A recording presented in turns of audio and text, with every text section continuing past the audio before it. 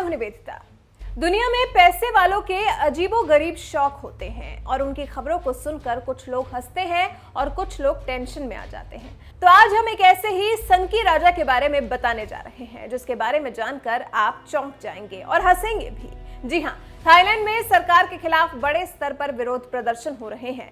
विरोध करने वाले लोग आपातकाल को हटाने की मांग कर रहे हैं। प्रदर्शनकारी थाईलैंड के संवैधानिक राजतंत्र में सुधार की मांग कर रहे हैं। प्रदर्शनकारियों का दावा है कि ये लोकतांत्रिक व्यवस्था में ठीक नहीं है।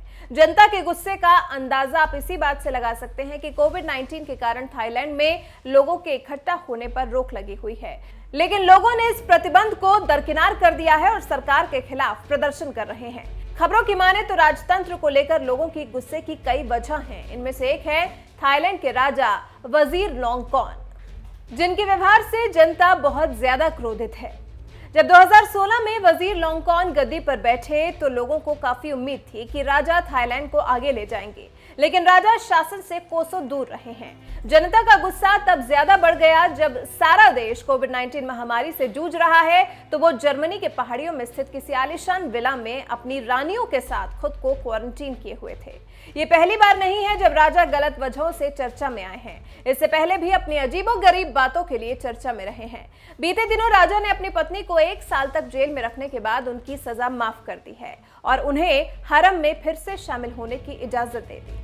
राजा ने 35 साल की सिन्नेत के साथ शादी की थी, लेकिन 3 महीने बाद ही उन पर बेवफाई का आरोप लगाकर जेल भेज दिया था। रिहाई के तुरंत बाद उनकी पत्नी को जर्मनी में राजा के हरम में शामिल होने के लिए भेज दिया गया।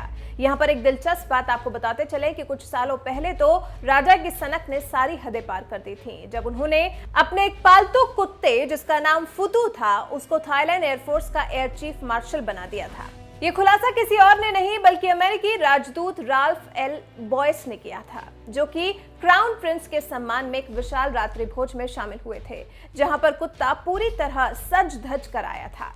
जब 2015 में इस कुत्ते की मौत हुई तो उसके अंतिम संस्कार की धार्मिक रस्में 4 दिन तक चलती रहीं। तो आप समझ सकते हैं कि थाईलैंड का राजा कैसा राजा है और उसकी सनक क्या है। इसके साथ ही साथ कई और घटनाएं हैं जिनके बारे में बताना यहाँ मुमकिन नहीं है, लेकिन इन घटनाओं से भी राजा के सनकीपन को आसानी से समझा जा सकता है।